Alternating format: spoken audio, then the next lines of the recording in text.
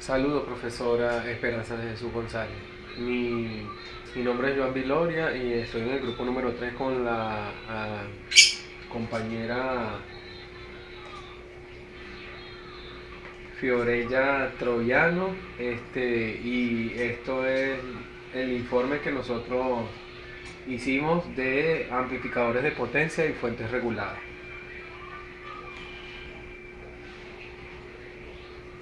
Los amplificadores de potencia, el propósito de un amplificador de potencia es proporcionar una tensión de salida con máxima excursión simétrica, sin distorsión, con una baja frecuencia, con una baja resistencia de carga. En la práctica, un sistema puede construir de varias etapas de amplificación, la última de las cuales suele ser un amplificador de potencia. La carga alimentada por este amplificador puede ser por un altavoz, un excitador, un solenoide o algún tipo de dispositivo analógico. Dentro de la clasificación de los amplificadores según la frecuencia de la señal a amplificar, se encuentran los de audiofrecuencia, los de radiofrecuencia y los de videofrecuencia. Normalmente, como la parte mía es estudiar las telecomunicaciones, nosotros manejamos más que todo lo que es radiofrecuencia y videofrecuencia, en donde se necesita que tenga que tener ancho de banda para poder ejecutar las actividades pertinentes a esas dos amplificaciones.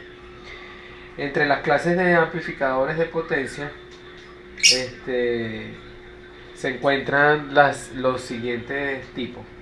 Amplificador de potencia A. Un amplificador de potencia A funciona cuando la tensión de polarización y la amplitud de la máxima de la señal posee valores que hacen que la corriente circule durante todo el periodo de la señal de entrada. Fíjense que aquí en este dibujo podemos ver que la amplificación de entrada, cuando entra el amplificador y sale amplificada la señal en un periodo completo de máxima amplitud.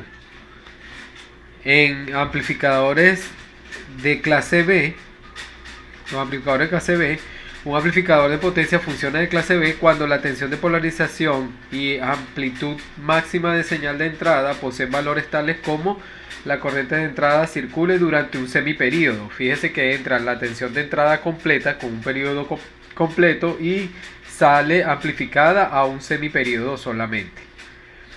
Los amplificadores de clase A y clase B es una combinación del A con el B. Y lo que nos hace es que la señal de entrada la amplifica a un semiperíodo, pero un poco más de lo normal del periodo completo, un poquitico menos. Los amplificadores de clase C son amplificadores cuyo valor de señal, su entrada es normal, y cuando es amplificada se amplifica al mayor, pero todavía no llega al nivel normal de la amplitud. Por eso es que es menos que un semiperíodo.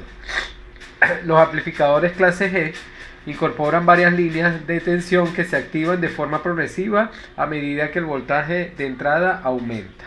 Y los amplificadores MOSFET. Estos amplificadores fueron hechos en el año de 1980, que están formados por una pareja de metal y óxido, cuya aparición en la actualidad son muy usados porque aseguran una distorsión más baja de la amplificación de señal.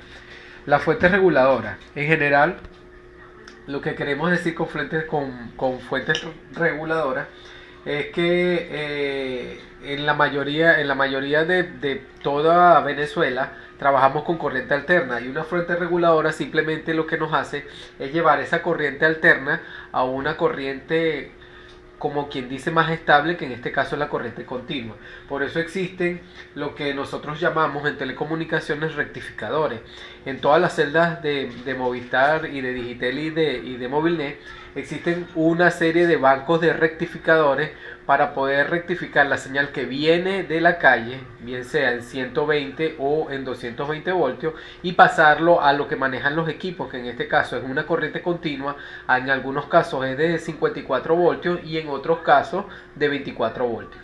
Por eso es que existen estas fuentes reguladas.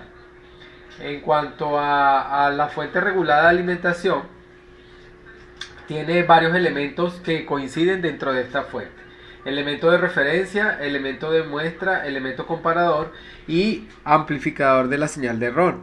Estos elementos son los que conforman, y el elemento de control.